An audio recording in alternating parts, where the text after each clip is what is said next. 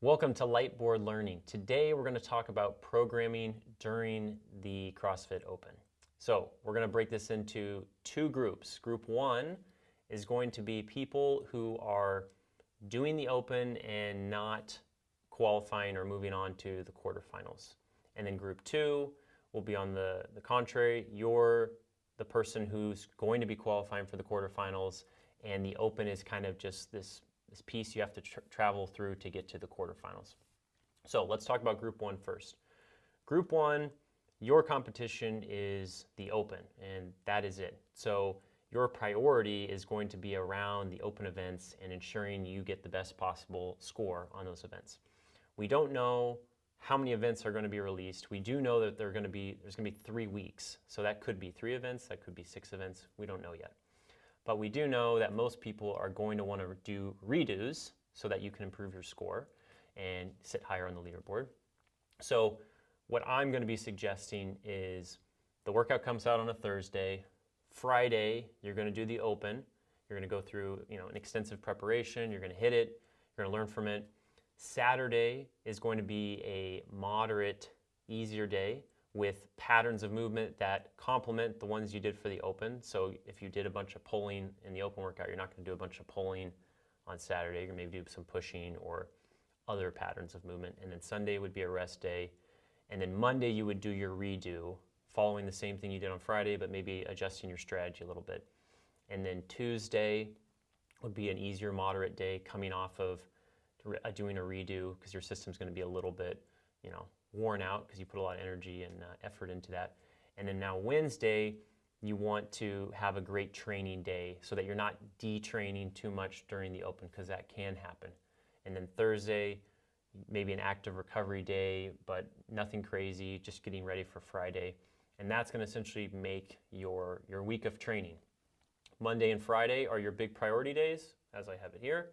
Wednesday's moderate, high, meaning you want to get a good dose of training, some weightlifting, maybe some skills, and then maybe doing something that gets your breathing a little bit elevated, just so you're touching something outside of your competition days.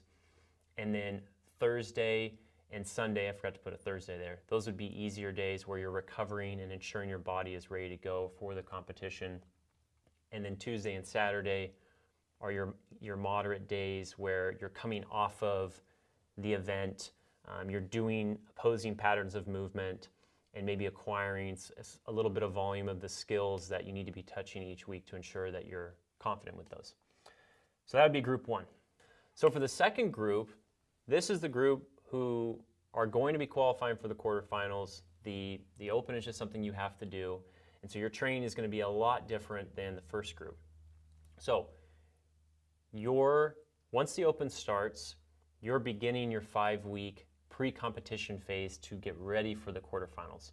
And as we know, the quarterfinals will be a fixed amount of events over the weekend. It's not going to be consecutive weeks with one event one week, one event the next week. So the formatting is different, which means the training leading into it needs to be different. So for this group, your week is orientated around Friday through Sunday, let's say. So Friday would be the day you're going to do your Open workout, and then you're going to be resting 30 minutes, 60 minutes, maybe you do it in the PM, the afternoon, and you're going to do another event, because we're going to be doing what's called simulations. We're simulating what the competition is going to look like in April. So we're practicing that, and we're going to be utilizing that Open event as one of the simulations that we're going to be doing.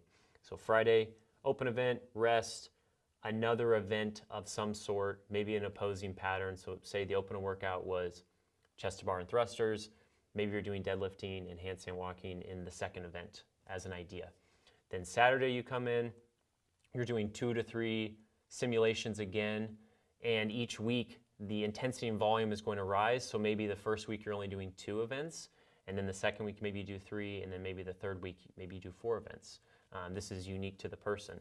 And then Sunday, you could go in and actually do a few events to practice training on Sunday and exercising on Sunday, because during the competition you might be doing events or redos on Sunday, and it could be prudent to practice that ahead of time so your body is ready for what that feels like. And then Monday, let's assume Sunday is a rest day for you. Then Monday, you would be doing a couple events. So you're doing Friday, Saturday, Sunday's this off day, and then Monday you're doing a few more. Because you want to get 3 good days of simulations in, back to back ideally, but if you have to break it up, that's okay. Because you need to prepare the body for multiple hits back to back, because that's not necessarily something that you do on a weekly basis during your training year. So Friday, Saturday, big days, Sunday, potentially off, potentially you're doing something. And then Monday, if you are training, then the following days would be easier days. If Sunday was off, then Monday, Tuesday, Wednesday become moderate days where you're still training, because you need to be doing things during the week to ensure your system doesn't get too detrained, but you don't want to do too much. So you're doing some lifting, you're doing some skill work, you're doing some moderate aerobic work that's not too demanding on the system, because we got to be saving the energy and our focus for the weekend when we're doing our simulations in prep for the quarterfinals. And each week over the Open, those simulations are going to get progressively more challenging. So week 1, 6 out of 10, week 2, 8 out of 10, week 3, 9, 10 out of 10, where volume and intensity are the markers that we're measuring for the difficulty in those simulations. And then the 4th week, the week after the Open, that's our taper week, where we drop volume down. So instead of doing 2 to 3 events, maybe you do 1 event on Friday, 2 on Saturday, 1 on Sunday, and then Monday's off. Tuesday, Wednesday are easy sessions, and then Thursday's an easy session as well, so that the percentage of volume drops significantly, but there's still some tough touches which we need even when we're tapering. And then the 5th week is when the quarterfinals would start. So to bring that all together, during the Open, based upon what type of athlete you are, either you're an Open athlete or you're going to be a quarterfinal athlete, that's going to dictate how you design your training during that time of the month in March. So if you're in Group 1, you're the Open athlete, your priority is the Open, your priority is on Friday and Monday, being as prepared as possible so that you can redo and express the best score that you can. And then the rest of your week is supporting that with recovery work, touching some volume of reps and movements that support those events, and just making sure you're ready as possible.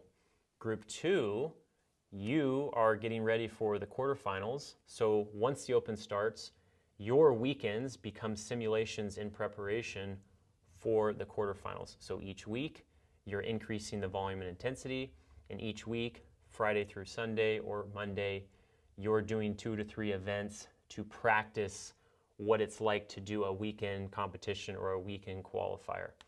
And that is how you program during the Open. I wish you all the best, and we'll see you on the leaderboard.